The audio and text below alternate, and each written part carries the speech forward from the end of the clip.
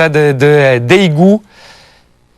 Et la présentation des équipes. 10e minute, corner de Robert Pires. Dugarry joue bien le coup, centre en retrait et la superbe ciseau de Steve Marlet, le Lyonnais, qui marque le premier but de l'équipe de France. C'est également son premier but en bleu. Superbe ciseau de Steve Marlet. 19e minute, le coup franc est de Pires, ballon contré. La grosse frappe de Vieira de 25 mètres. Une frappe tendue, puissante, qui vient se loger sous la barre. 2-0 donc pour les Français après moins de 20 minutes.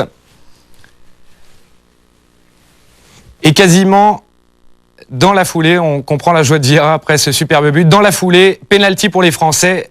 C'est Dugarry qui l'a frappé, mais bon arrêt de Wang Jie-Li sur cette frappe un peu molle de Dugarry. 35e minute, Éric Carrière qui s'échappe, qui centre. Marlet et Anelka se sont jetés.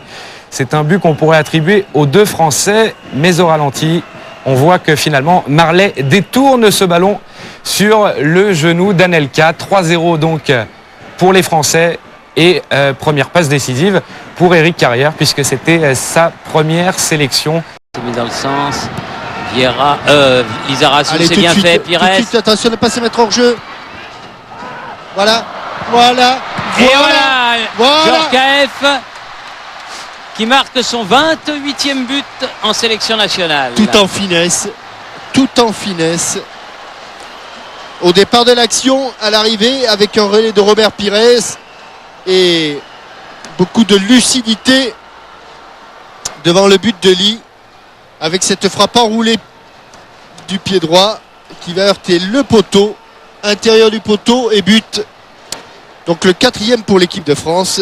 On savait qu'il y avait longtemps que la victoire était acquise, mais elle prend des proportions encore plus intéressantes avec ce 4e but de Yuri. 28 buts en équipe de France, c'est un beau total. Il se rapproche de Papin. Dont Anelka. Hop. Carrière. Hop. Il est pas hors jeu. Et il nous l'avait pas marqué. Mais il va le marquer là. Il nous l'avait pas marqué. Et voilà, le 5e. Il était tout juste temps à la dernière minute. 90e, dirons-nous. Wiltord. 92e, on peut le mettre même. 92e. 5-0.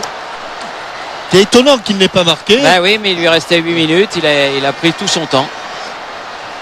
Il a marqué. Djorkaeff aussi, dès sa rentrée, a marqué. Le score est sévère pour cette équipe de Corée du Sud qui a beaucoup à apprendre. Mais ce sont des défaites comme ça qui sont constructives. C'est ce que devra se dire très certainement Guus Hiddink, l'entraîneur néerlandais de l'équipe. Il faut l'espérer, mais ça risque de laisser des traces quand même pour un match d'ouverture, Thierry, dans les esprits. Voilà, c'est fini.